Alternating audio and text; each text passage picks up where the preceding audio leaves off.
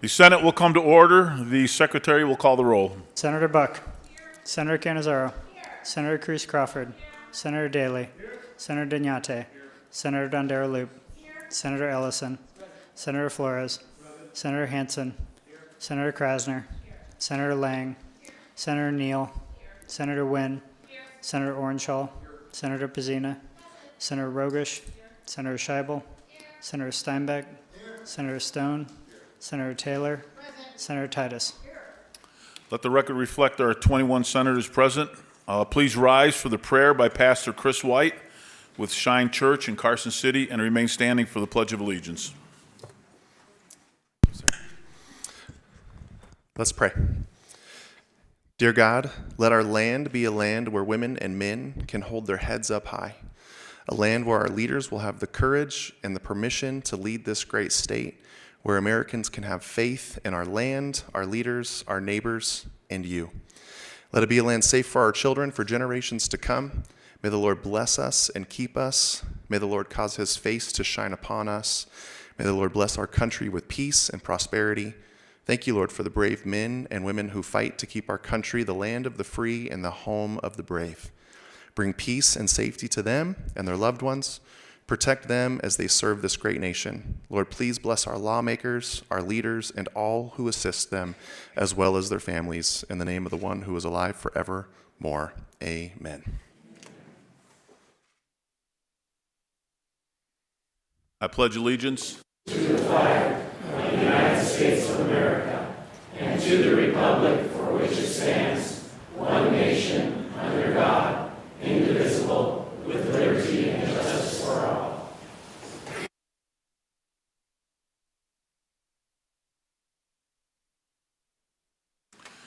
Order of Business 3, reading and approval of the journal by previous order of the Senate. The reading of the journal is dispensed with, and the President and Secretary are authorized to make the necessary corrections and additions.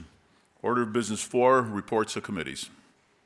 Mr. President, your Committee on Growth and Infrastructure, to which referred Assembly Bills numbers 523 and 530, has had the same under consideration and begs leave to report the same back with the recommendation do pass. Signed, Senator Rochelle Wynn, Chair. Mr. President, your Committee on Legislative Operations and Elections, to which was referred Assembly Bill number 306, has had the same under consideration and begs leave to report the same back with the recommendation do pass. Signed, Senator James Orenshaw, Chair. End of reports. Order of Business 12, second reading. Senate Bill 453, introduced by the Senate Committee on Finance, makes an appropriation to restore the balance in the reserve for statutory contingency account. The people of the state of Nevada, represented in Senate and Assembly, to enact as follows. Section 1 and Section 1. Are there any amendments? There are none. SB 453 is ordered to the general file. That concludes Order of Business 12. Order of Business 9, motions, resolutions, and notices. Senate Resolution 5, introduced by Senators Cannizzaro and Titus, etc., inducts Pete Goycochea into the Senate Hall of Fame. Whereas the Nevada Legislature of the state of Nevada has established a Senate Hall of Fame whose members are selected by leadership from those past senators who have served with distinction and who have made exemplary contributions to the state of Nevada. And whereas Pete Goycochea was born in Salt Lake City, Utah, attended elementary school in Ely, Nevada, graduated from Eureka County High School, and attended college at Utah State University in Logan, Utah. And whereas of Basque descent, Pete is a third-generation rancher in Nevada whose cattle ranching operation extends throughout Elko, Eureka, and White Pine counties. And before returning to cattle ranching on a full-time basis, he worked for Kennecott Copper Mining, the Eureka County Road Department, Mount Wheeler Power, and Windfall Mining. And whereas as a volunteer firefighter and director of the Eureka County High School Rodeo Club, Pete served his local community in Eureka County. And whereas in 1987, Pete was first elected to the Eureka County Board of County Commissioners, on which he served for 16 years, 14 years of which as chair of the board. And whereas in 2002, Pete was elected to the Nevada Assembly to represent Assembly District 35, where he served for 10 years, holding various leadership positions, including positions as co-minority whip and Assembly Minority Floor Leader, and participating as an integral member of the illustrious Cowboy Caucus.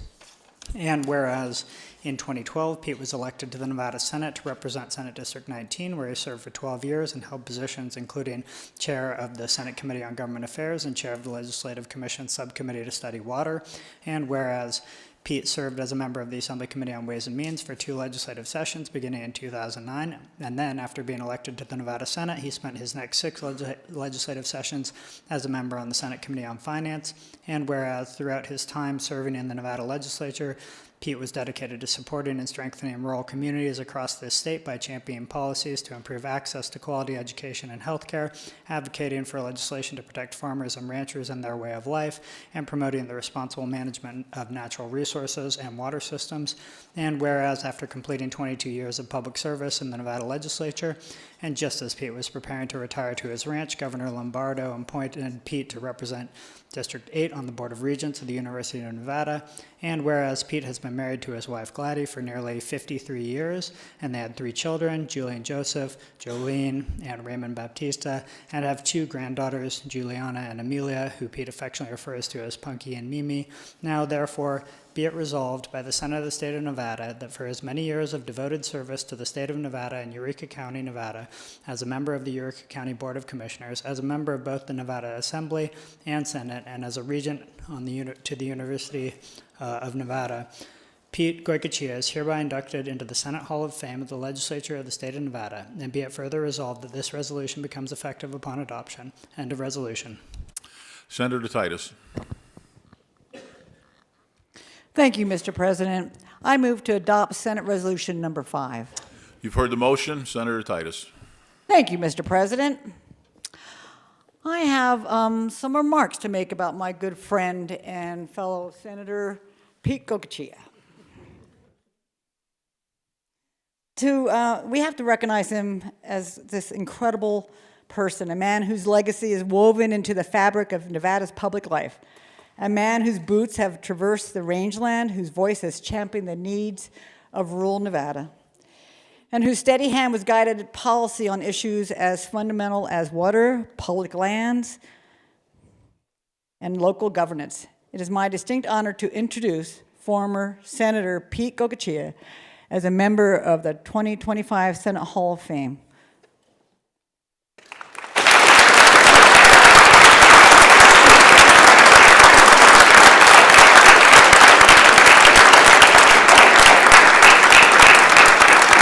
But wait, there's more.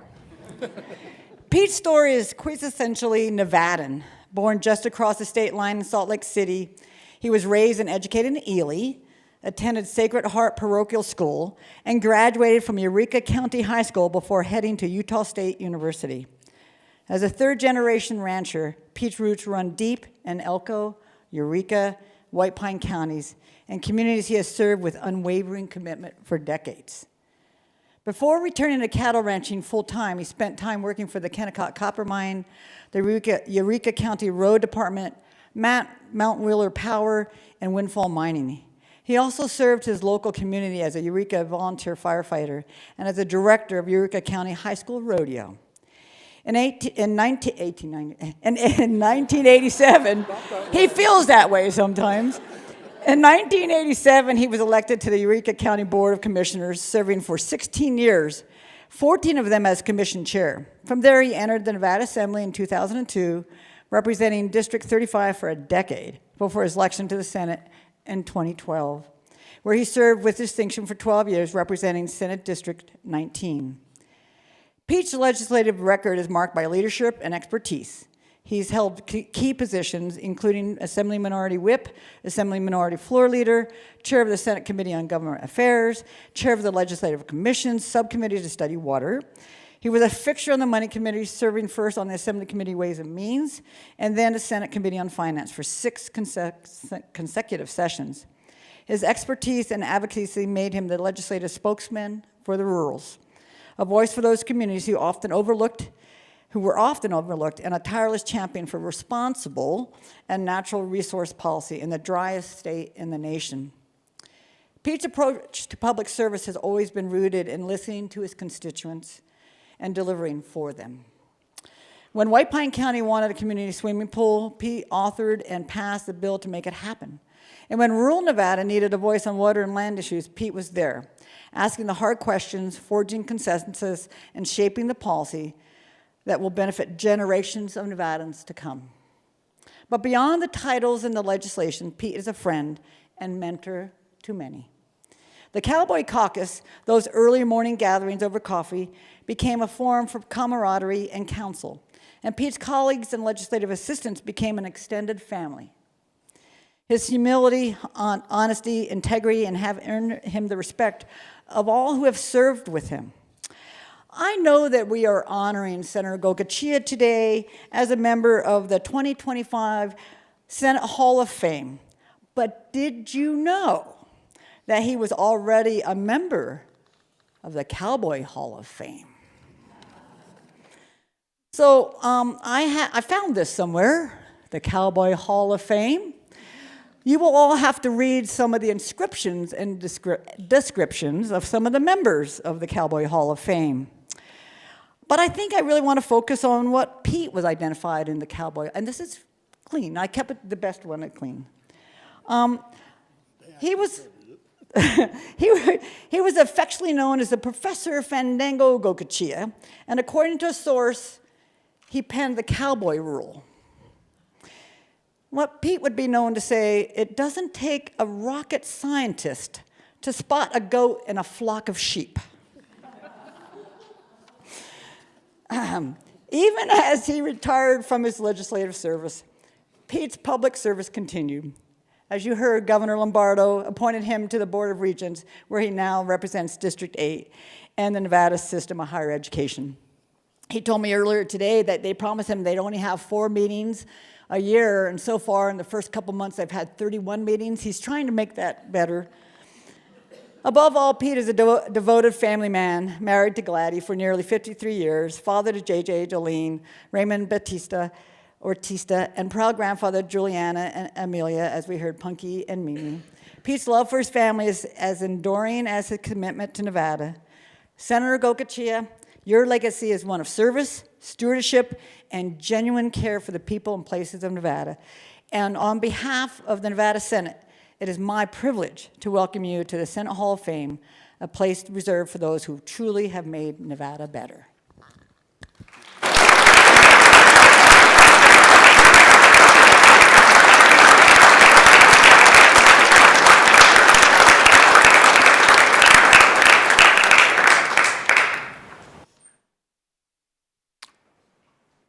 Oh, no, well, not yet. We've got to wait till after the motion passes. You get the last word. Okay. All right. Are there any further remarks on the motion? Senator Cannizzaro.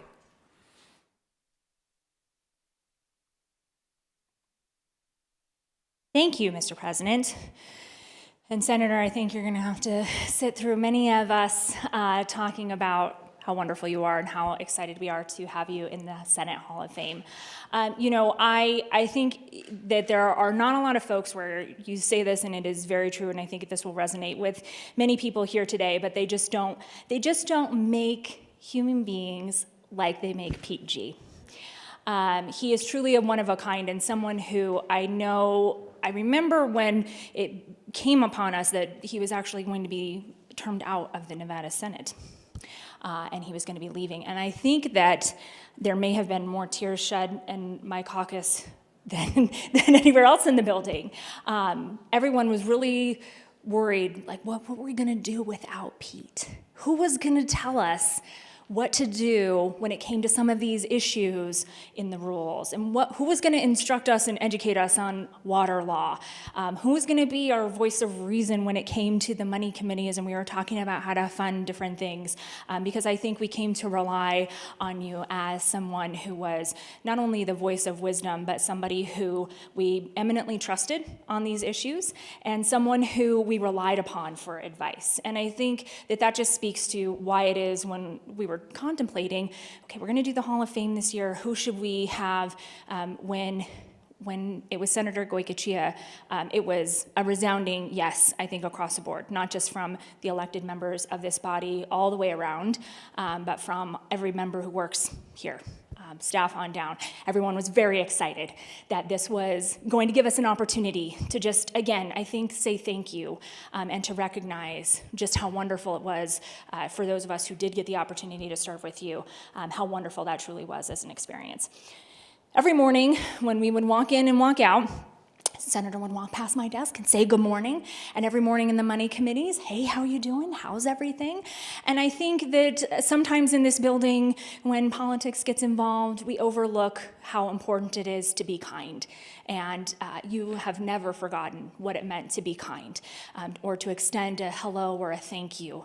And that to me is something that I truly treasure and that we miss here in the building. But I think that there are very few people in this building where when they are there, there's a presence. And when they are there, everybody is sort of looking to them to look at where it is we should be going. And that truly was, I think, the case with your service in this building. And I think, as the minority leader pointed out, there are so many reasons why we came to trust and to just love you and have you in this building. And so I think there really is no one more befitting for the Hall of Fame today.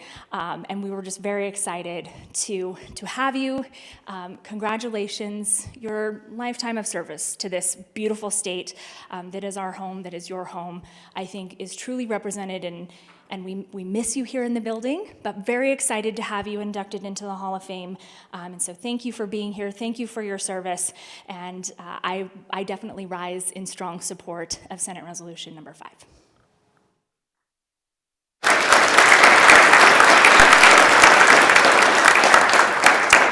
Senator Dondero Loop. Thank you very much, Mr. President, and congratulations, Senator. It's my distinct honor to stand up as someone who has served in both houses with you. And when I first came to the Assembly, I watched you and Assembly member at the time, Carpenter, and watched those cowboys and became a member of the Cowboy Caucus. So that was one of my crowning moments, and still have my proclamation in my office. I watched you, and I watched your honesty, and I watched your forthrightness, and I listened carefully. And I knew that we all cared about the same thing, and that was Nevada.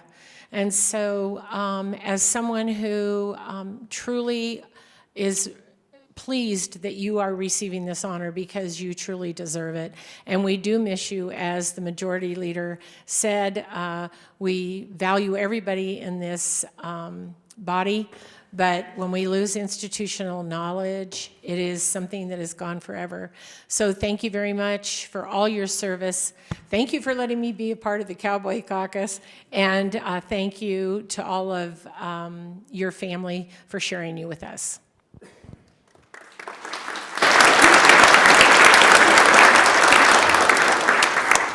Senator Scheibel.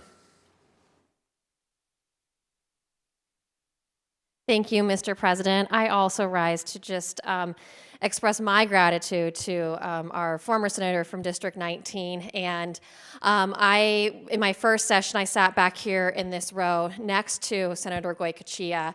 And I think one of my first memories of interacting with him was a story I'm not sure I can repeat on the floor. I think I can, but it involved some people traveling through eastern Nevada to deliver some goods to Eureka, and a man who looked at Pete G. and said, "I knew Pete G. and that ain't him." But when I look at you, I also knew Pete G., and that is absolutely who sits in front of us today. And I had the honor of visiting Eureka over this summer as part of the Public Lands Committee, which Senator Goycochea sat on for a number of sessions. And I am just so humbled and I so admire your integrity and your honesty, because Pete Goycochea in Eureka is the same person as Pete Goycochea in Carson City. And he is, I think someone else said forthright. He is forthright and he is honest. And to be able to rely on somebody who will always tell you the truth, who will always reach across the aisle to work on finding solutions to real problems that face real Nevadans it's truly a gift to this state and to this body. And so I'm so lucky to have served with Senator Goycochea, and I'm so happy to support this motion to induct him into the Hall of Fame today.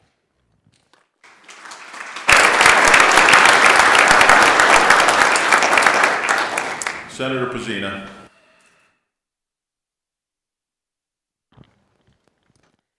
Thank you, Mr. President. I also rise in support of the resolution to add the senator to the Hall of Fame. I was fortunate enough to meet Senator Goicoechea last session as the chair of Natural Resources, and I can honestly say I don't know what I would have done without you.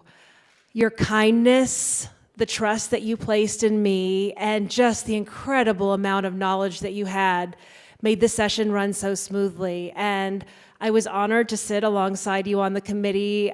Seeing you today was so wonderful. I'm so thrilled to have your family here and to finally meet your wife. And thank you all so much for sharing him with us these last over 2 decades. And while I only had the opportunity to work with you the one session, I feel honored that I had that opportunity. And I'm also honored to have worked with you over the interim on the Natural Resources Committee, where we still look to carry on some of that wonderful water rights retirement legislation. So thank you for your knowledge and your kindness, for always working across the aisle, and most of all, for being a friend. Thank you.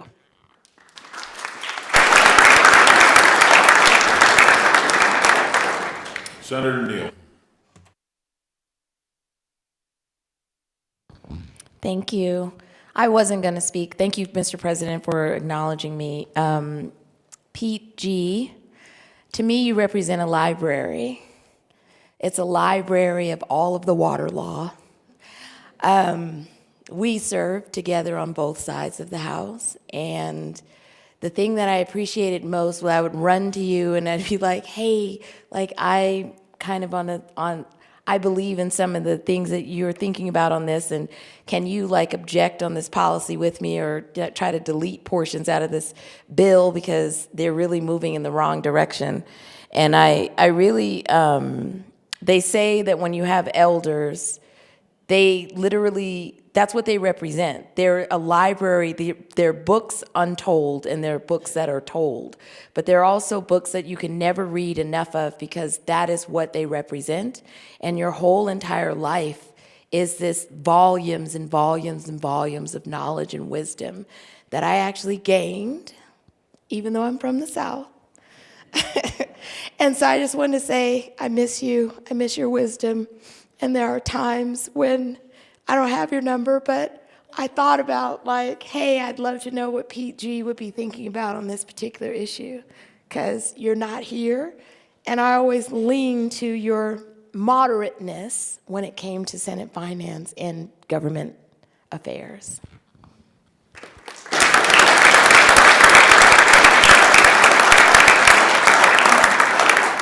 Senator Ellison. Thank you, Mr. Speaker. I stand in support of 453, and I'm here to speak about a friend of mine that I've known for many years. We served together on the State Assembly for, I think, 2 terms with Pete, and he was the caucus leader, and he kept everybody intact. But, you know, we both have a colleague that was a close friend that served in this body that's on the Hall of Fame, is Assemblyman John Carpenter. And John used to tell me when I got elected to the Assembly, he says, whatever you do, just follow Pete. And he says, you won't go wrong. But Pete was such a wonderful, wonderful person and had so much knowledge on water rights and land rights. And I could go on and on by the hour how much Pete knows about this body and about Nevada itself. Serving with Pete was such a great deal. And you know what? I even seen one time in my entire life that our teddy bear had teeth. And it's when somebody in our caucus was reporting stuff that they shouldn't have. And I seen the teeth come down and cleared the room. So our teddy bear, when he needs to, he can roar. And he's been a good friend and a good man, and we still talk a lot on the phone. And I can figure almost every Sunday that for sure Pete will call me, and I'll either be getting ready to get in the shower or checking the news, but he'll call, and it says, okay, I'm going to go get in the shower. So I'd put my phone over by the shower, and sure enough, he'd call, and I'd stick my head out of the shower door and take the phone, still wet, and say, hey, Pete, what you doing? So he's got such a following. He still talks to everybody a lot, all the time. Is that correct? So he's a good friend. He's a good colleague. He's a mentor. We can't thank him enough for everything he's done for this state. Pete, thank you, and God bless you.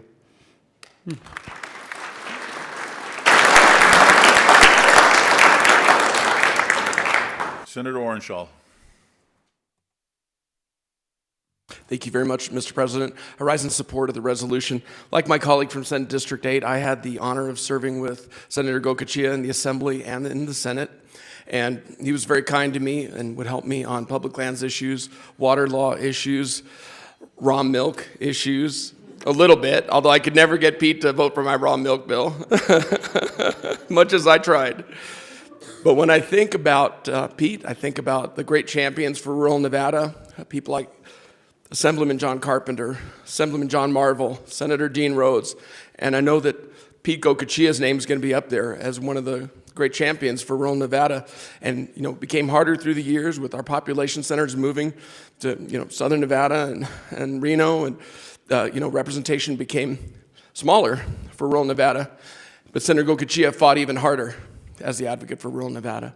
So certainly I support the resolution and I urge its passage, and it's so good to see you, friend.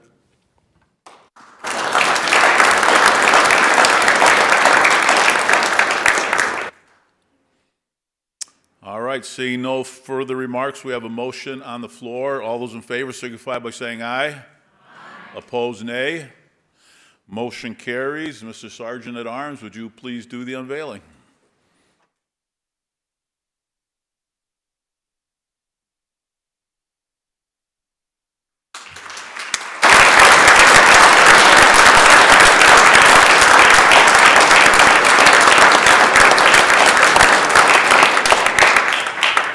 Senator Cannizzaro. Thank you, Mr. President. I would request that Senator Goicoechea be given the privilege of the floor to make any remarks he may wish to make. Thank you. So ordered. Senator Goicoechea, it's all yours. Thank you, Mr. President. Senators, this will be a lot briefer than some of the comments. It's starting to get a little embarrassing, to say the least. But I guess first and foremost, I need to thank the voters of this great state of Nevada that saw fit to send me here or allow me to come here and serve for 22 years. It was 12 elections, or not 12, but 8 elections, and then, of course, the previous ones as a county commissioner. But realistically, those voters are the ones that had the confidence in me, and I thank them. The ability to serve with the hundreds of people in this building, in both bodies. Again, I'm going to take a minute and reflect on my mentor, John C. Carpenter. Probably, in my mind, the greatest guy that's been here in the last 30 years. But the words he first gave me my first session still ring true. Read the damn bill, Pete. That ain't what it says. And then never trade a vote because you're a doomed man. And so I live by those words that he gave me my first 24 hours in this building. And we talk about, the Cowboy Caucus. That's really what it was all about. But it allowed me to have established relationships with people all over the state. And, really, you became my friends. And 22 years is a long time. And then I've got to move beyond that. And the staff in this building, the thousands of people we worked with over the years. Because really, you have your name on the door, but staff and your colleagues are what make it work. You can have the best idea in the world, but until you temper that with your colleagues and with staff. Take a look at the picture here, and Liz was so good and went back and pulled up all the pictures. I probably should have took the first one when I had a red mustache, but that's a long time ago. So again, I can't thank staff enough. On that note, I would like to, if I could, Mr. President, recognize a lady that was with me, and I don't know how she did it. Toshi McIntosh, please stand. And here's a bouquet of 14 roses, a rose for every year you had to put up with me, together with the thorns.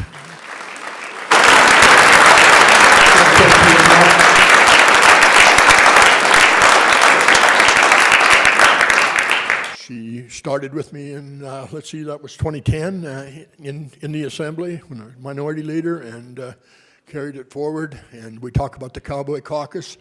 I could be there, I could run long. I'd get to the office about 2 seconds to go. I could depend on every bill, and every meeting I had would be laid out on the desk. I don't know when she did it.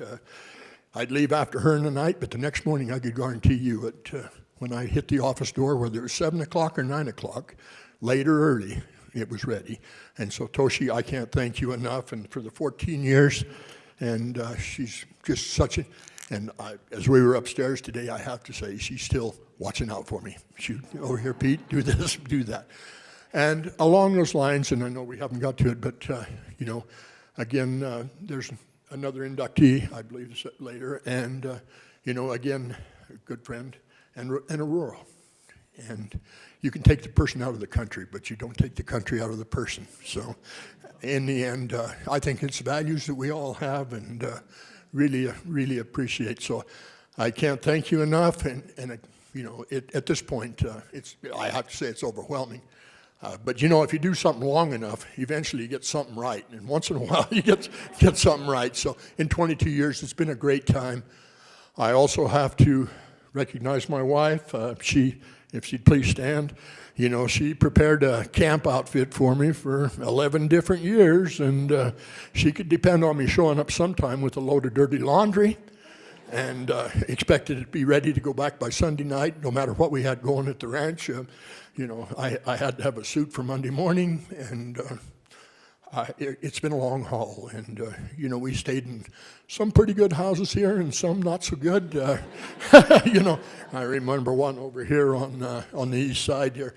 The dogs and cats came in because there was that big hole under the door. She wouldn't stay in it, but she did put my camp together, and we came down. In fact, one time I jokingly said I'd be better off to just pitch a tent and tie the dog in the front out here on the lawn, and we'd be better off. A few Dutch ovens, and we could have made it. But again, I can't thank my wife enough.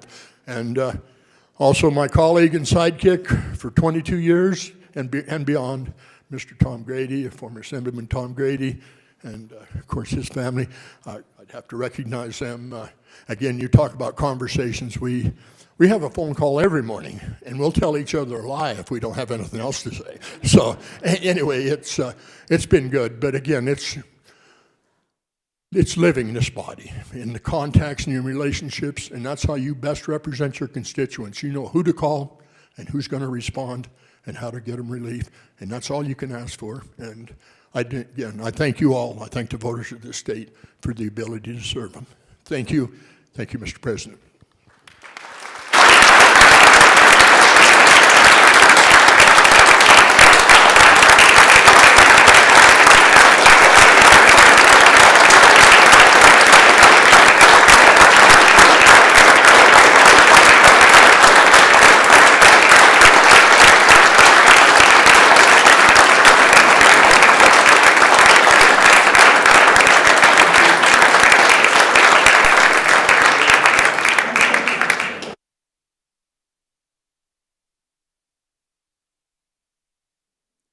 Senate Joint Resolution 6, introduced by Senators Cannizzaro and Titus, etc., inducts Joyce Woodhouse into the Senate Hall of Fame. Whereas the Senate of the Legislature of the State of Nevada has established a Senate Hall of Fame whose members are selected by leadership from those past senators who have served with distinction and who have made exemplary contributions to the state of Nevada. And whereas Joyce Woodhouse was born in Webo, Montana, which is a small town near the eastern border of that state with a population of around 500 people. And whereas Joyce found her calling in education and received a bachelor's degree in elementary education from Carroll College in Helena, Montana, and master's degrees in curriculum and instruction and in educational leadership from the University of Nevada, Las Vegas. And whereas after graduating from Carroll College, Joyce started her 40-year career with the Clark County School District in Nevada, serving as a first-grade teacher and then as principal at James Madison Ulam Elementary School and later as a program administrator. And whereas shortly after entering retirement in 2006, Joyce ran for public office with the support of her late husband, Al Wittenberg, and was elected to represent the residents of Nevada State Senate District 5 in Clark County. And whereas during her tenure in the Senate, Joyce advocated for the children, families, and schools of Nevada and focused on improving healthcare, expanding job opportunities, and increasing classroom funding. And whereas as a senator, Joyce served in leadership roles, including without limitation as Chief Majority Whip and on various standing and interim committees, and was designated as chair of the Senate Committee on Education, the Senate Committee on Legislative Operations and Elections, and the Senate Committee on Finance. And whereas after serving 12 years in the Senate, Joyce continues to dedicate her time to various groups and organizations, including without limitation the Commission on School Funding, the Commission on Innovation and Excellence in Education, Silver State Schools Credit Union, Communities and Schools of Nevada, and Voices in Voting. And Joyce also graciously donates her time by personally reading to children. And whereas Joyce has received many awards, including without limitation Outstanding Champion by the Vegas Chamber, Leadership in Education Award from Phi Delta Kappa, Distinguished Woman of the Year from Sir Optimists of Nevada, and Unsung Hero from the Nevada Public Education Association. Now, therefore, be it resolved by the Senate of the State of Nevada that for her many years of devoted service to the State of Nevada as a member of the Nevada Senate and her 40 years of service in the Clark County School District, Joyce Woodhouse is hereby inducted into the Senate Hall of Fame of the Legislature of the State of Nevada, and be it further resolved that this resolution becomes effective upon adoption. End of resolution. Senator Cannizzaro. Thank you, Mr. President. I would move to adopt Senate Resolution number 6. You've heard the motion. Senator Cannizzaro. Thank you, Mr. President. It is truly my honor to stand here today in support of Senate Resolution number 6. And so I'm going to read a few little remarks about my very dear friend, Joyce, Senator Woodhouse, who I just couldn't be happier to be here today. As many of you know, Senator Raggio actually established the Hall of Fame to honor former senators who served with distinction in leadership positions and who have made exemplary contributions both within the Senate and throughout the state, even outside of this legislative body. And I am honored to add another one of the greats to this list. Words cannot adequately express my feelings as I rise today to speak to this resolution inducting Senator Joyce Woodhouse into the Senate Hall of Fame. Joyce truly embodies the best of those who choose a path of public service. Through years of dedicated service, Joyce has led with integrity, compassion, and unwavering dedication to improve the lives of all Nevadans. Many of the members in this body have had the honor of working on her on numerous issues and pieces of legislation. As all of us can attest, this process takes dedication, cooperation, time, and a willingness to serve beyond oneself, all for the people of this great state. So I'm going to tell you just a little bit about my dear friend, Senator Woodhouse. She lived her formative years in Wabox, Montana. Weebaw. I'm going to say that incorrectly. Weebo. I'm getting corrected by the family members. They know. In Montana, a very small little town in Montana on the eastern side of her home state that now boasts a population of about 500. She found her calling in education, earning a bachelor's degree in elementary education from Carroll College in Helena, Montana, and master's degrees in curriculum and instruction and educational leadership from the University of Nevada, Las Vegas. Rebels. She first came to Nevada as a college student, and from that time forward, she made Las Vegas her home. And I would encourage any of you who have not heard the stories of her ventures as a young woman to Nevada, as a new teacher. They are fascinating and wonderful, and I enjoy them very much. You should ask her. Joyce served as a first grade teacher for 17 years with the Clark County School District, then as an administrator before retiring in 2006 after 4 decades of academic service.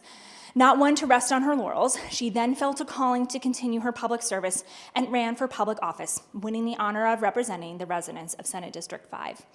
Throughout her legislative career, she made it a point to advocate for Nevada's children, families, and schools by focusing on improving health care, expanding job opportunities, and increasing classroom funding, especially targeting areas most in need. Starting the groundwork in 2014, her tireless efforts led to the modernization of Nevada's education funding formula in 2019. During her time in the legislature, which encompassed 6 regular sessions and 9 special sessions, she served on several standing and interim committees, a very lengthy list that is a testament to her leadership and unending dedication to Nevada. Her ability to lead was recognized with appointments to serve as the chair of the Senate Committee on Legislative Operations and Elections, chair of the Interim Finance Committee, and chair of the Senate Committee on Finance. In addition, she served in Senate leadership positions as a Senate co-minority whip, Senate co-majority whip, and Senate chief majority whip. But not even term limits have kept Senator Woodhouse from serving the legislature. As many of you know, after completing 12 years in the Senate, she is now serving in the very critical role of leadership officer within the Nevada Senate. In addition to her legislative career, Senator Woodhouse remains active in the community, dedicating her time to the Commission on School Funding, the Commission on Innovation and Excellence in Education, and the Board of Directors for the Silver State Credit Union. She also serves on the Board of Directors for Communities and Schools of Nevada. Organizations across the state have recognized her significant contributions to local communities. The long list of her awards is admirable and includes Outstanding Champion by the Vegas Chamber, Distinguished Woman of the Year from Soroptimists of Nevada, and Unsung Hero from the Public Education Foundation. I am going to take a moment because I don't know that I'm going to be able to find all of the words to adequately express how much, Senator Woodhouse, you have meant not just to me personally as a friend, as a mentor, but also to this body. I say often that our paths were very destined to meet. Senator Woodhouse actually was the principal of my elementary school just before I got there. And so we've sort of been missing each other along the way of life. When I was an intern in this building, she was the chair of the Senate Legislative Operations and Elections Committee, and I was assigned at the time to cover the Senate elections, Senate Legislative Operations and Elections Committee. And so, unbeknownst to Joyce, I was sort of following her around this building well before we knew that our paths would collide in such a fashion as they have. And I always admired her ability to run a very efficient committee and to be able to think about things that I thought were important when we talk about democracy and we talk about elections and we talk about how the legislature should run. And so I admired her from afar before at some point finding myself saying, hey, I'm gonna run for office.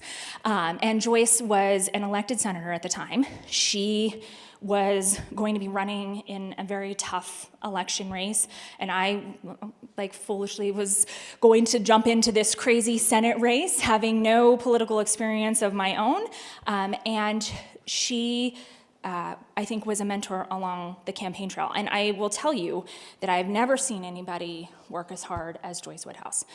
The two of us were in very competitive elections. They ran in the same year. And her advice to me was, you gotta work really hard and you better be in it to win it, and we're gonna go do this. And every time I needed encouragement, when it got tough, when the days were long, she was there to sort of boost my spirits and tell me and encourage me that I could do this and that I would be successful.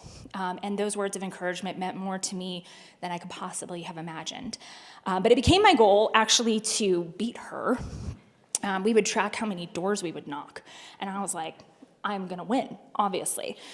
I'm gonna knock more doors than Joyce Woodhouse. That was my goal. And every week we would get this spreadsheet sent to us, and every week she beat me. Every single week, Joyce Woodhouse knocked more doors than I did, and I would go out and say, okay, well, I'm gonna knock more doors this week. And so I would knock more doors than I knocked the week before, and I was like, this week I'm gonna catch her, and she would knock more doors than me, and I just could not fathom how somebody, because I knew how hard I was working to get out there and talk to folks, and I couldn't fathom that somebody was knocking more doors than me. One week, I get in there, and it's 12 more doors. I knocked 12 more doors than Joyce Woodhouse. And I was like, ha, I got her.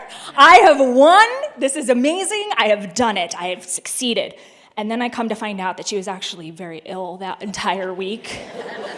And so much to my chagrin, I actually never really beat her, ever. And I just think that she sort of takes on every challenge in that way. There is no defeating her. There is no stopping her in her persistence.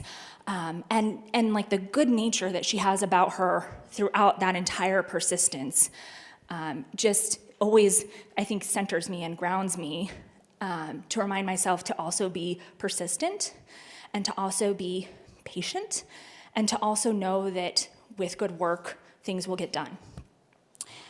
When I found myself sort of faced with being the majority leader of this body, Joyce was, I think, well, she was the person who made the motion for me to serve in this leadership capacity, and was a constant source of wisdom and strength along the way.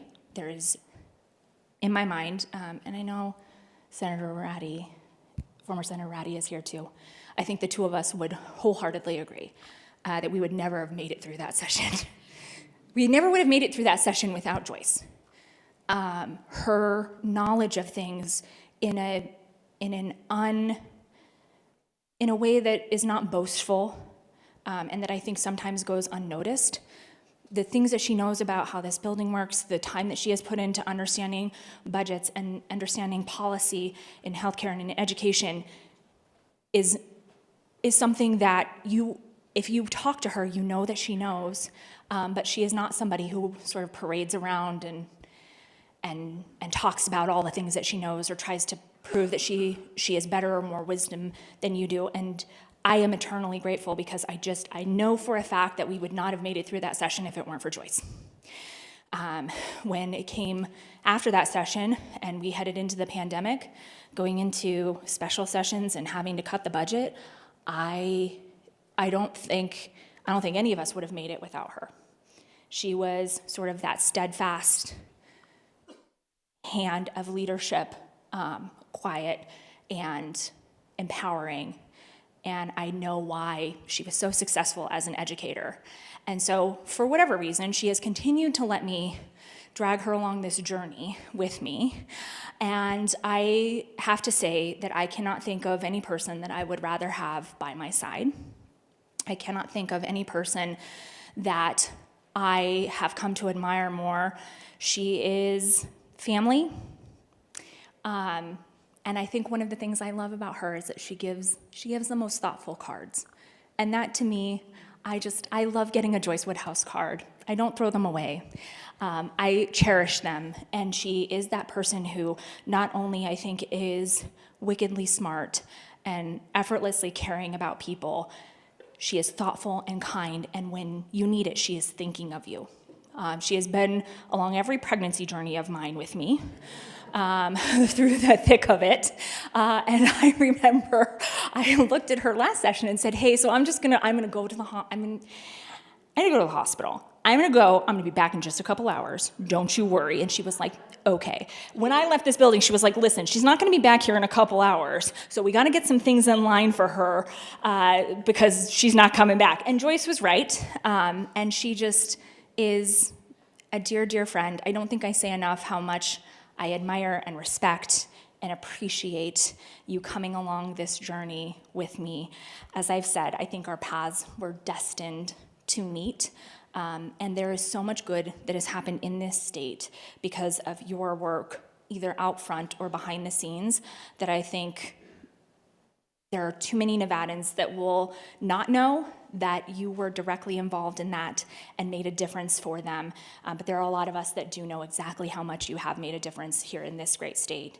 And this is absolutely my greatest honor to have you as a member of the Senate Hall of Fame, and you're just so deserving. And so I would urge all of my colleagues' support for Senate Resolution number 6.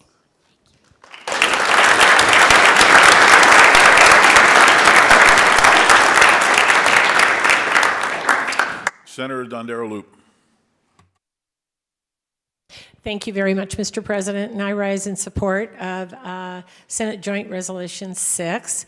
And I don't know that I can do the job that the senator from 6 just did, but I will try. And I first met or knew of Joyce in the Clark County School District. I was a teacher and she was a principal, and then she went into the partnership office with my dear friend, Candy Schneider. And I knew that those two ladies could create a partnership office and involve the community and our schools like no other. And Senator Woodhouse took that and ran with it, and didn't just run with it, she did the long haul. She did like 20 years in that partnership office, I think, and created programs that our students are still enjoying today.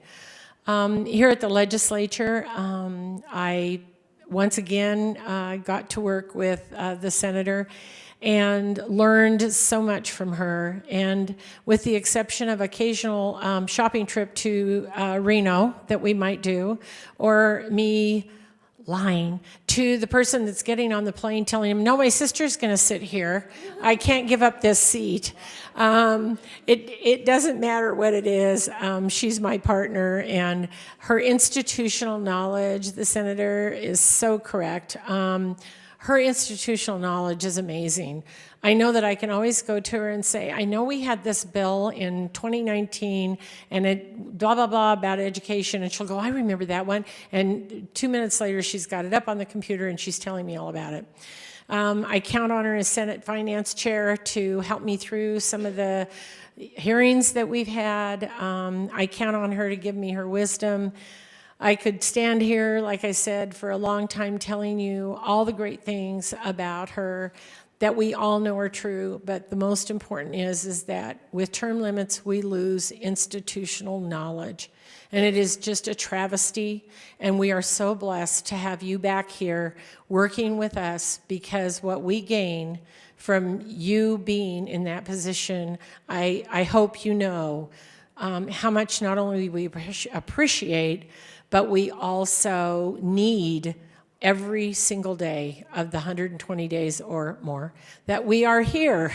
So with that, congratulations. Thank you so much for your friendship, and thank you for all you do for the state of Nevada.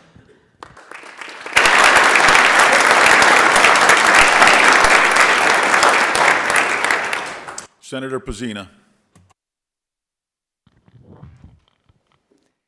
Thank you, Mr. President. I also stand in support of Senate Resolution 6. I feel so incredibly fortunate. Senator Woodhouse has been one of my closest friends for so long, and her support sometimes when things seemed at their absolute bleakest. I think everyone in this chamber has learned at some point or another how hard elections are. And when I lost mine in 2018, she was one of the people to bring me out of the sadness. When I was diagnosed with breast cancer, she was one of the people who was by my side immediately. When anything goes wrong, I know that she's there to support me. And when things go right, she's right there by my side. She is a mentor, she is a friend, she's so incredibly knowledgeable, and also just one of the kindest, most heartfelt individuals that I could ever hope to have in my life. So not only do I stand in support of the resolution, I stand in support of Senator Woodhouse and wherever her path brings her. And I'm just so fortunate to brought her into my life, into the lives of the senators from Senate District 6 and 8 who said such kind things, everyone else who will be speaking, and for everyone in this chamber who's fortunate enough to get to love and learn from her in this building. So thank you so much for all that you do, and I'm so incredibly excited to support this resolution and see you in the Hall of Fame.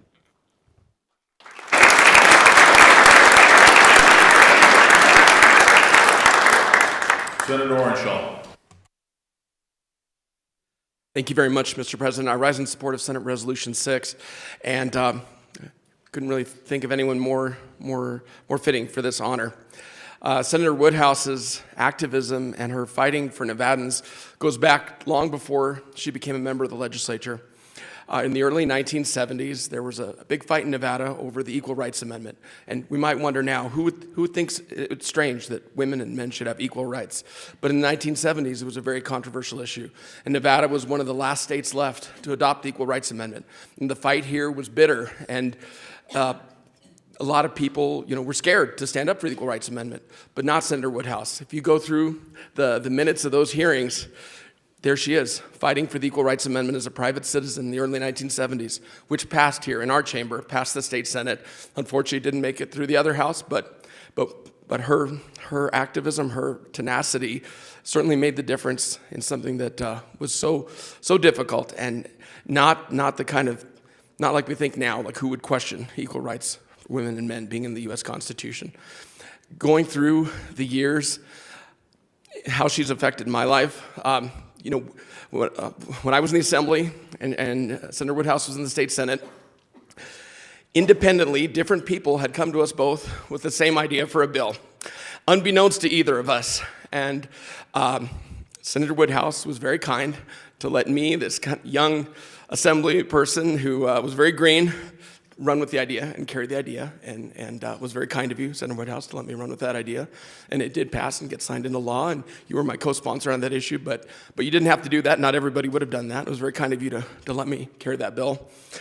When I had a bill on trying to increase Medicaid funding for autism therapy for children on the autism spectrum, the chair of Senate Finance, Senator Woodhouse, found the time to meet with me and found the time to look through and scrape those nickels and dimes and find that money so we could raise the Medicaid reimbursement rate, because so many therapists said, I can't afford to see kids and treat kids with what Medicaid's paying, and brought us a raise that brought us closer to the national average. And that wouldn't have happened if you hadn't fought to find those dollars for that bill to get through. You've affected my life in innumerable ways and supported legislation that's helped our constituents. Those are just a couple of examples I can think of, but I urge the body to support the measure.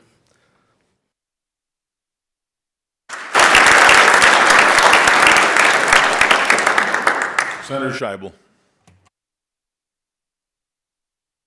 Thank you, Mr. President. I'm also so happy to rise in support of Senate Resolution 6 and my friend and someone I look up to, a role model, Joyce Woodhouse. I don't think I can say it any better than my colleagues did, but I do just want all of you to know that Senator Woodhouse, I've also never knocked on more doors than she has. No matter how hard we try, we just can't. We just can't. And when I first joined this caucus in the 2019 session, I think I kind of came out of nowhere. Nicole picked me out of, Senator from District 6 picked me out of some obscure back office at the Clark County DA's office. And Senator Woodhouse treated me with kindness and respect. She treated me like an equal.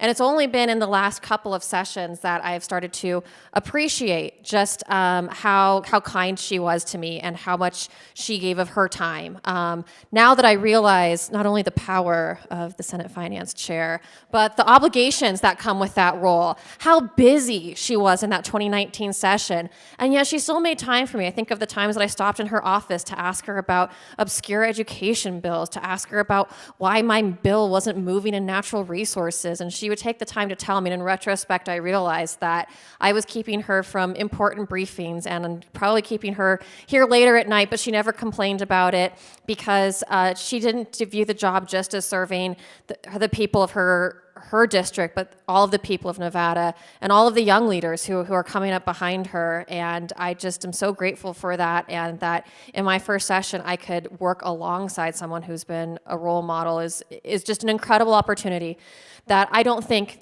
lawmakers get in other states. I really don't believe that. Having served for a couple of sessions now and having the opportunity to talk to lawmakers across the country who have caucuses that don't meet on a regular basis, that don't have mentors, I think that we are so lucky, and I'm so grateful to get to have had the opportunity to serve alongside you, and could not think of a better inductee to the Hall of Fame today. So I urge everybody to support Senate Resolution 6.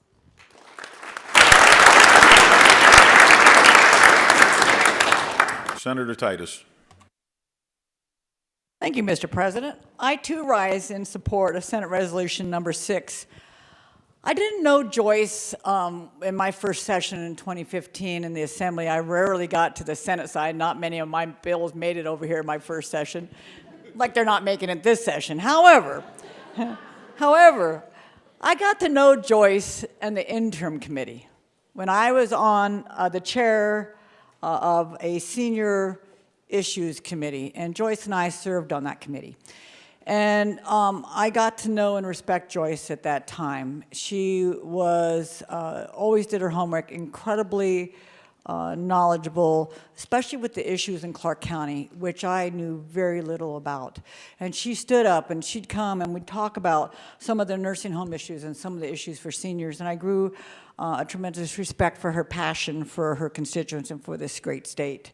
We subsequently served on, and still serve on, a Commission of Innovation and Excellence in Education, because her passion didn't just leave for education when she was no longer in this building. She continues to serve as she is every day here in this building, dealing with issues and helping mentor many folks, I think, on both sides of the aisle.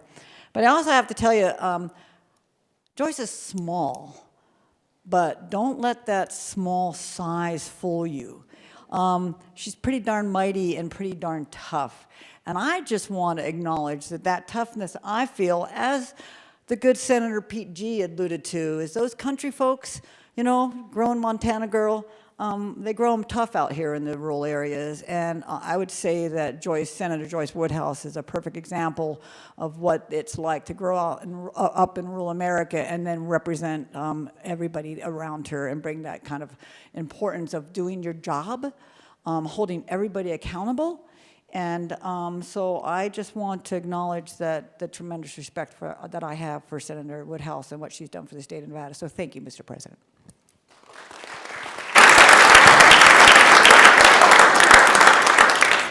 Senator Wynn. Thank you, Mr. President. I rise in support of this Senate resolution as well. I think when I got into this building, you always look around as like a new legislator, and even still today, at the people that you want to emulate, the people you want to learn from. Who should be a good mentor? Who should be a good leader? Who do you want to lead by example? How do you want to be a better legislator? How do you want to be a better person? And how do you want to be the best senator that you can be in this building? And when I think about the people that we are so fortunate enough to learn from in here, I'm so grateful for that friendship, that leadership, that mentorship, and just that passion that Senator Joyce Woodhouse brings to this building. So she just embodies all of the things and all of the characteristics that you want to see in a good legislator that is going to do what they need to do for this state. We've heard all about her kindness, her heart, her passion, her ability to knock more doors than everyone else in this building, even when she's ill and when she's sick. We've talked about her friendship and her kindness. That is something that I think is common to both honorees today, is their sheer kindness. We've talked about her small stature, but I will tell you the one thing that I always look to is I also know that she will bring that heat and she will bring that fire, and she will be scary as you can be if you get in the way of what she knows to be right, and she's usually right about that. So I appreciate the fact that we can have those dialogues. I can appreciate the fact that when I need to vent about stuff, she will just sit there and listen to me and be like, yes, you're right. She knows when I want to help with coming up with a solution, and she knows when I just want to be heard.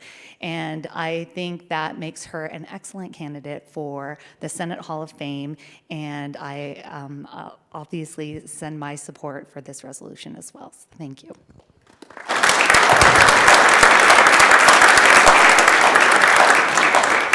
Senator Cruz Crawford. Thank you, Mr. President. I also rise in strong support for our Senate Resolution 6. I met our senator on Twitter.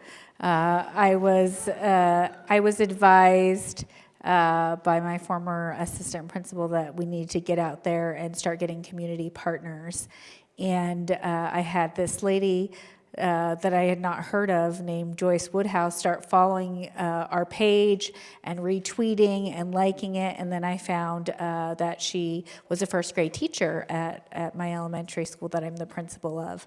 And just a really strong, steadfast supporter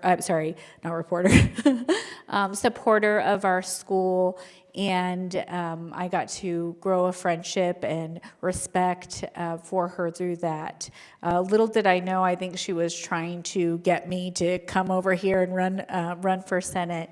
And when I was unsure about what path I would take, and I was adamant that I would not run for this office because I didn't know how to also be a principal at the same time. Yeah, it was her and our great senator from District 8 that were able to sit me down and let me know that it is important that we have the voice of education here on the Senate side, and that there is a value add. And both of these women were able to convince me, and I'm so thankful for that every day. Thank you.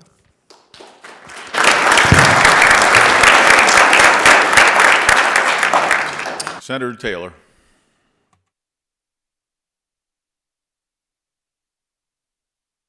Thank you, Mr. President. I also rise in support of our resolution.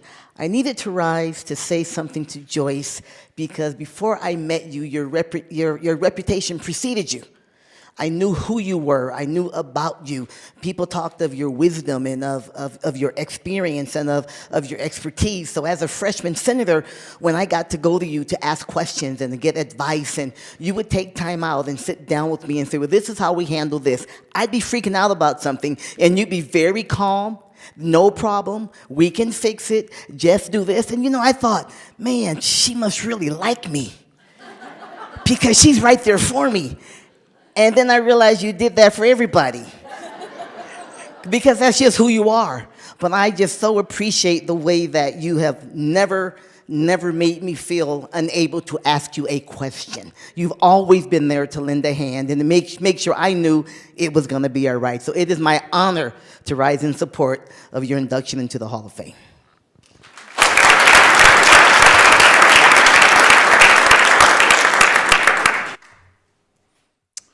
Okay, there's a motion on the floor. All those in favor signify by saying aye. Aye. Opposed, nay. Motion carries. Senate Resolution number 6 is adopted. Mr. Sergeant at Arms, please the unveiling.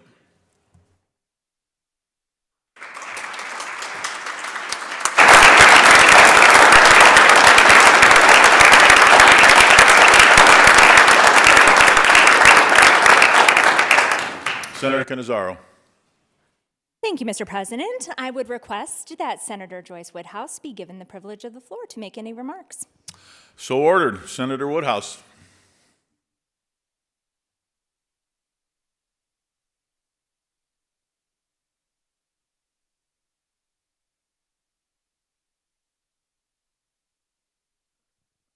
Thank you very much. There have been a few changes since the last time I sat in that chair. Thank you very much, Mr. President. Thank you, all of you, for the wonderful, kind remarks. And especially thank you, Senator Cannizzaro, for everything that you've done, and the members of our caucus. This is such a special honor. And I do have to say, it's a bit intimidating to me. And there are a couple of things that I would like to share, maybe just because I'm old and I can now say some of these things. But my experiences here in the Nevada State Senate were kind of an epitome of everything that had transpired from the time that I was born back in Webo, Montana. Sorry, Madam Majority Leader. But it's a French word, so that's why I got that pronunciation.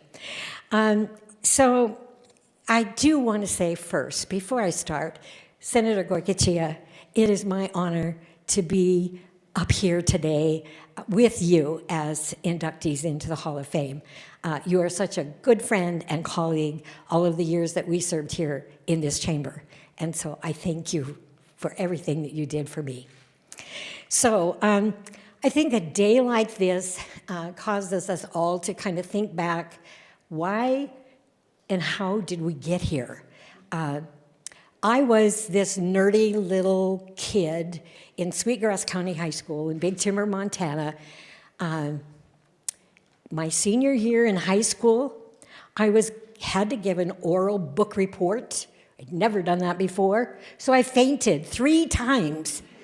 And finally, Miss Conwell said, "Joyce, come in at lunch, sit in a chair, and give me the oral book report." So I finally got through that.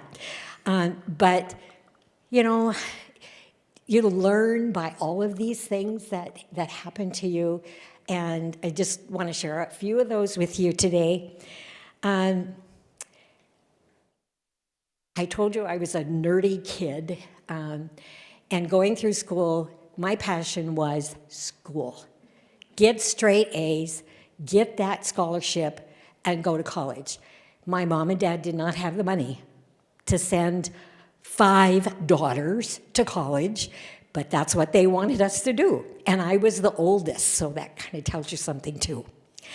Anyway, I worked summers at a restaurant, and my dad and mom were cattle ranchers, Hereford cattle ranchers. That's important.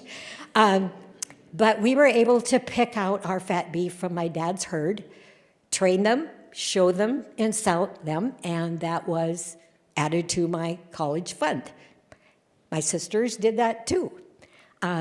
It's wonderful thinking back on some of those things because, you know, the years go by and you kind of forget those things, how you got to that. But with me today, I want to kind of do what Pete G did, and that is I have, like I told you, I have 4 sisters. 3 of them are here today, and right here is my sister Bertie. Here is my sister Claudia. Claudia's from Havre, Montana. Bertie's in Helena, Montana. And Cheryl is, she and her husband live just outside of Seattle in Maple Valley. So they came here today. But also this morning, another member of my extended family showed up, surprised me. I did not know she was coming, and she is here. There she is, Patty Hanson, and she is the sister of my husband, El Wittenberg. I was so thrilled to see her walk in the door today. Hadn't seen her in 12 years. Yes, quite a while. So I know it's one of those things we have to do is to get together more often. I wanted to kind of share a couple of things that as I graduated from high school and college that were really, really important. In college, I would say one of my first mentors, but actually my parents were probably my first mentors, but my Dean Nellie Crowley, in the College of Education, had told us, and we're mostly all women who were in the College of Ed, she told us, when you take that first contract, you give that school district 2 years. I said, okay, I can give them 2 years, but that's all. I am leaving after 2 years, and I'm going to go to the really big city. So I came to Las Vegas with 4 roommates. After the first year, they all left. I had to find more friends, a bigger support system. That put me into, and this guy right here is going to smile, that got me involved in teacher union politics and in politics across the southern part of Nevada. So a number of leadership positions, but probably the one that brought me into this building was I served 4 sessions as a lobbyist for the Teachers Association. Learned a lot, and one day I said to myself, I could do this job too. So here we go. When I was still teaching, another mentor of mine was my principal, Dr. Linda Littell, we were both at Vegas Verdes Elementary School, and there was this big gulf between the educational system and the business community. And so she and I were talking about it one day, and we said, we have to change this. You know, we need to have our state legislators understand what is going on in the classrooms. They need to know what is happening to our kids. So Joyce Haldeman, we wrote a plan, Linda and I. And our first step was to invite the Senate and the Assembly members, and actually, Assemblyman Jim Banner's wife taught next door to me. So we kind of had an in. But we got them to come to the school, visit with our kids, visit in classrooms, and come to read to children. So important.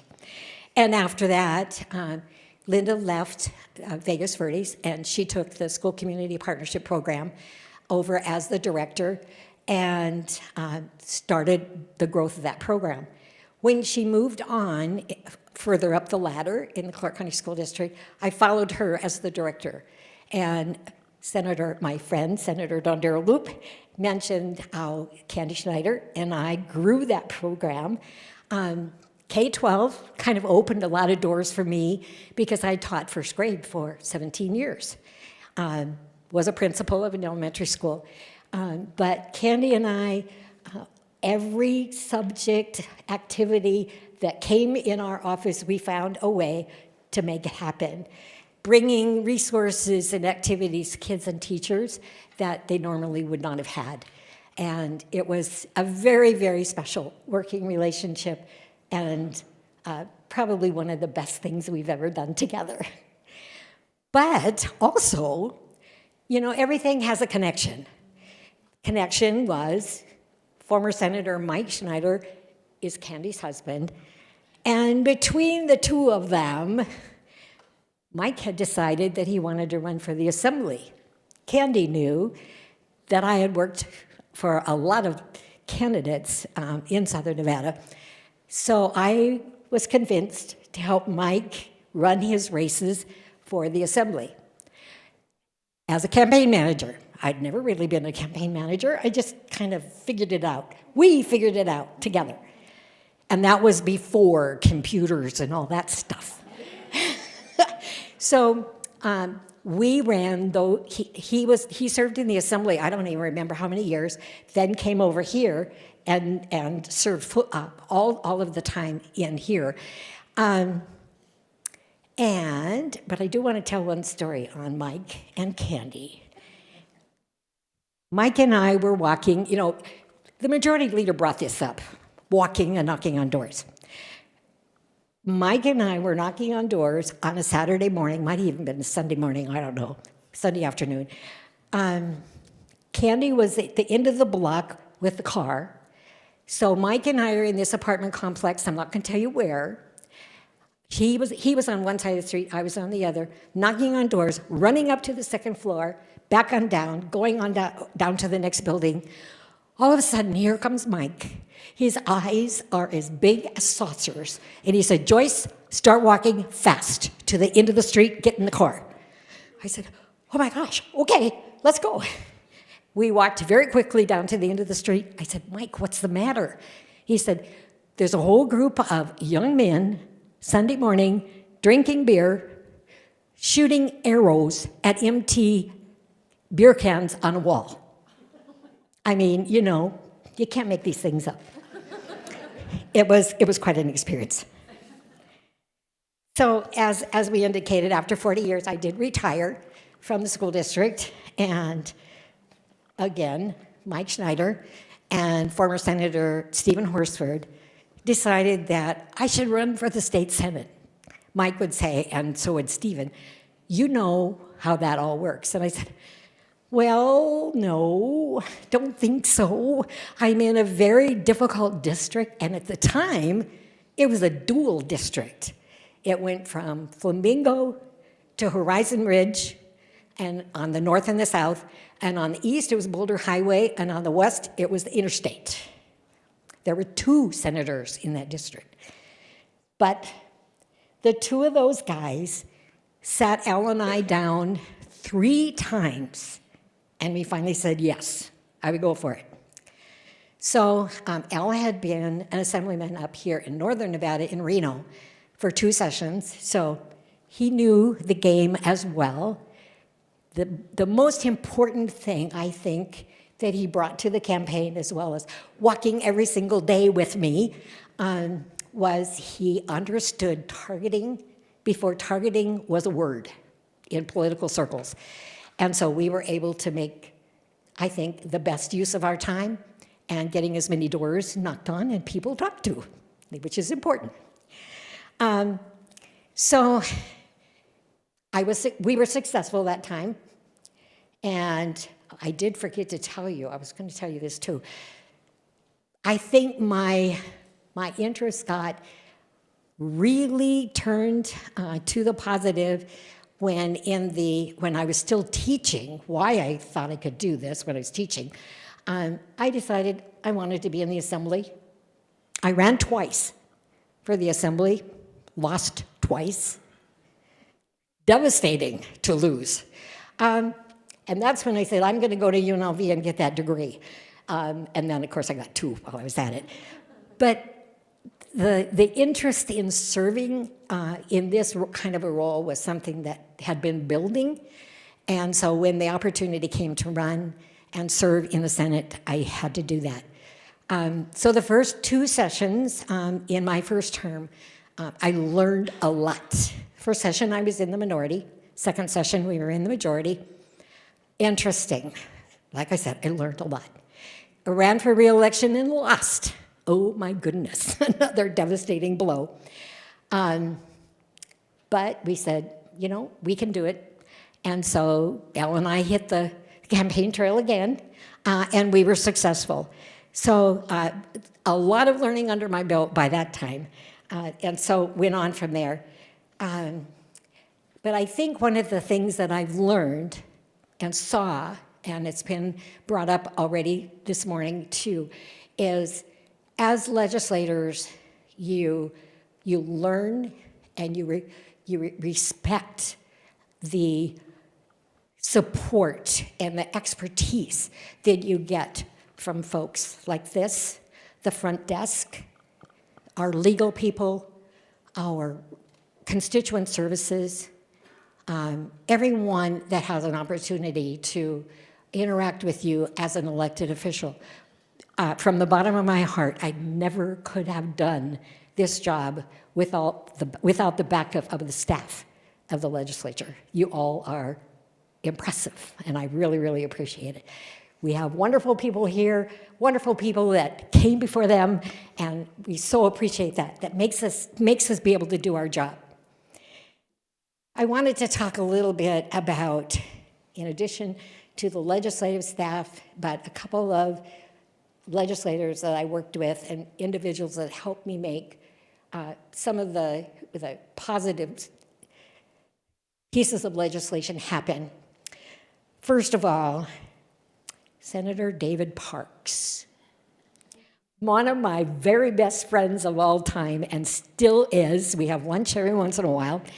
But David and I worked together, especially in Senate Finance, on so many things. He was always my backup and so appreciated everything he did. And Assemblywoman, but to me, she's my senator, Maggie Carlton. I was Senate Finance Chair. She was Assembly Ways and Means Chair. And we worked together as a team. We respected what each one of us brought to the table. And I really, really appreciate your friendship and the work that we did together, because I think it made a difference. So I can't talk about everybody here today or the ones that have come before us, but just know that you all are very, very dear to me, and I really appreciate so much. I've also been asked to talk about a couple of pieces of legislation that I really, really had the opportunity, and it was very special to me to be able to do that. And I know everybody sitting here knows what the first one is. 2019 Senate Bill 543. And that is the new pupil-centered funding plan. I decided that I was going to take it upon myself, with help, to revise that 50-plus-year-old plan that was not serving the students in the state of Nevada because our demographics have changed. Change is hard, but change is good. So I enlisted a couple of folks to help me. One of them is Senator Mo Dennis, and the other one, another special one, was Jeremy Aguero from Applied Analysis. And then the session started in February. We started working on this in September. Kind of had an idea of what we could do by December. But we were working 7 a.m. in the mornings, midnight at night, trying to pull all the pieces together. And I do have to call out, in deep appreciation, a number of folks that helped make that happen. And we wouldn't have this today if not for them helping us to do that. And that is Asher Killian and Brenda Erdos from Legal. Brenda was there at the time. And number one, Mark Kromponic and Julie Waller in the Fiscal Division, because they helped pull it all together. Asher and Brenda were sitting over here writing language while the fiscal people were figuring out how the numbers were going to work, because we had to do this all at the same time because the end of the session was coming. So it was very, very special. It was very, very important, I think, that we were able to do this. So,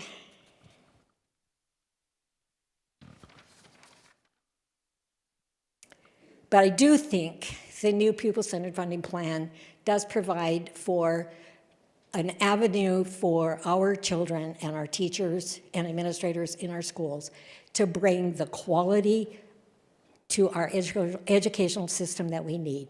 Yes, there's still work to be done, but we are certainly started down that road. There were a number of other education issues that are my passion. It's never stopped. Computer science, financial literacy, all those things that we need to do for our kids and help our teachers prepare the kids for those. One of the things that happened when I first ran for office, I have another sister, the fourth one. She's not with us anymore. Frances was a nurse practitioner. And when I got elected, she said to me, I want you to do something for healthcare. Well, healthcare was not in my wheelhouse at all, other than do the right thing and be healthy. Except she always made sure that we did a lot of those things we should do. And I said, I will do what I can. So I worked, because she had died from brain cancer. I did some legislation on cancer legislation, worked with Senator Dennis on one of his bills as well, because I saw when she went through her trauma some new opportunities for cancer patients, and they weren't being allowed in Nevada, and we addressed those, and that's, I think, helpful. The other one was, she was a nurse practitioner, and so I said, I have to do something for nurse practitioners. And luckily, at the same time, I was trying to do a bill, so was Assemblywoman Titus over in the other house, and she had almost the same bill I did. So 2 sessions in a row, we had a nurse practitioner bill that made some changes that the organization wanted, and it was the delight of my life to work together with you on healthcare, because like I said, it was not my forte, but I learned from you and really, really appreciated your support. The last one I'm going to share is a little hard, but I joined with Senator Pat Spearman on one of her bills, and it was on sexual trauma in the military. Once again, something I knew nothing about other than what I'd read, but it was really, really important to Dr. Pat, Pastor Pat. I mean, she had all kinds of accolades that she'd earned, but she had the bill. I signed on with her. And when it came time to testify, I presented the research and then held her hand while she told her story for the first time about how she was abused in the military under a sexual trauma situation. But we both just said, you know, this is something we work on together. We make it better together. And it was hard, but we told that story both on the Assembly side and the Senate side. Well, Senate side first, Assembly side, and passed it. And we did really, really well. I'm going to wrap this up. I'm kind of like one of those people that I get the microphone, I can't stop talking. But I want to share something just at the end of this. I do have 2 little stories to tell about Senator Goycochea. I'm going to get you. As you know, we served on Senate Finance together. And it was 2015, and we were in the minority, so I couldn't get enough votes for whatever I wanted to do. And I wanted to give a little bit more money to the Nevada Arts Council. I think Candy probably put this up to me to do. I wanted to give them a little bit more, $25,000 each year of the biennium. But I had to find a vote on Senate Finance. So I asked the Arts Council, if you did get some additional money, where would it go?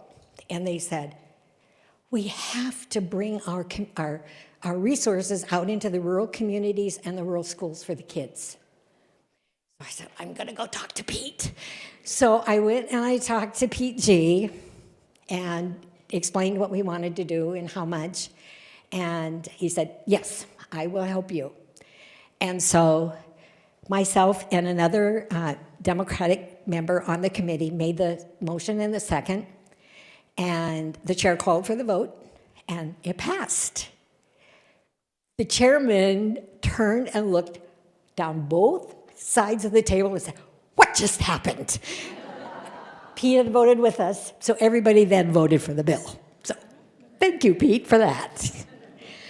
Also, and for those of you who have sat in the chamber, you know, when the bill gets passed out of the committee and you come over here and somebody reads a statement into the record, and as Senate Finance chairs happen, you have a lot of those to read, especially the last week.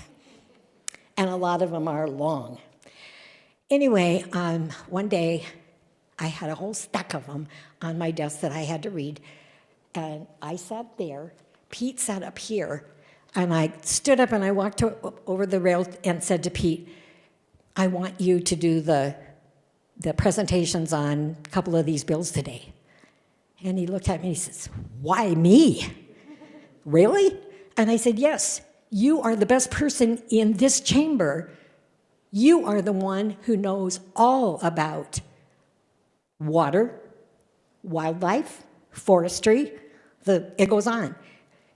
And he said, oh, okay. And he did, and it was wonderful. And, you know, it's just part of that partnership with all of us working together and using everybody's expertise. That's what makes it all happen.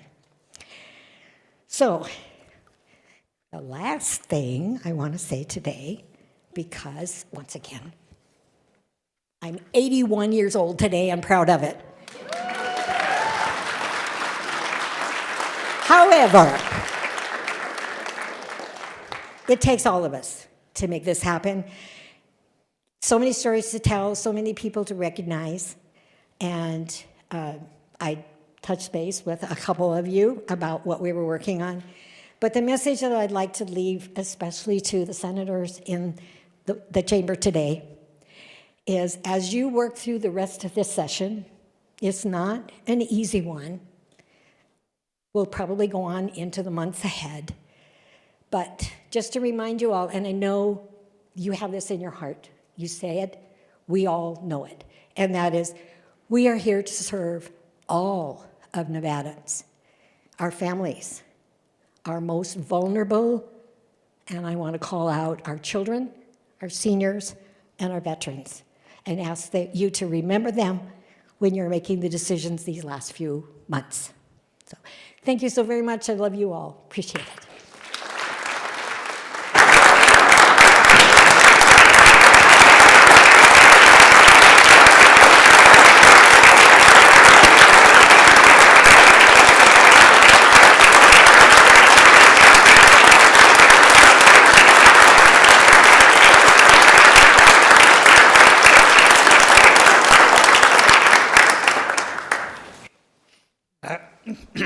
That concludes Order Business 9 and the business of the desk for this legislative day.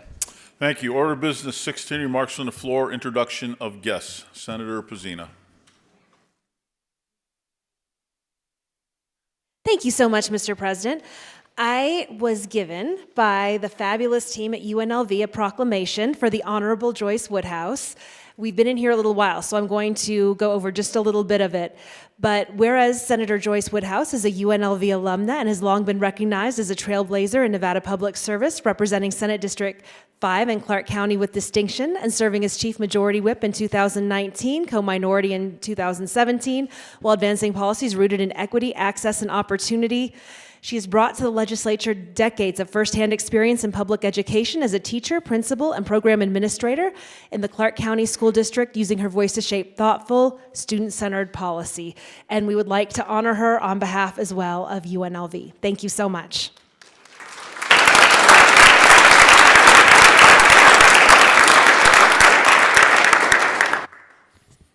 Any further remarks? Senator Scheibel. Thank you, Mr. President. Just want to make a brief announcement that Senate Judiciary will start at 1:15 this afternoon. Senator Taylor.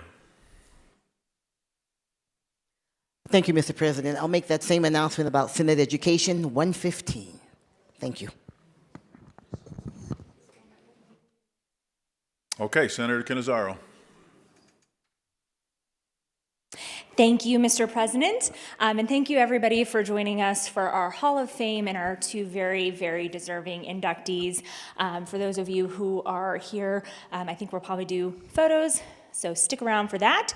And if you haven't had enough fun today with us here in the Senate, I would encourage you to come out and support us as we win the Senate versus Assembly softball game.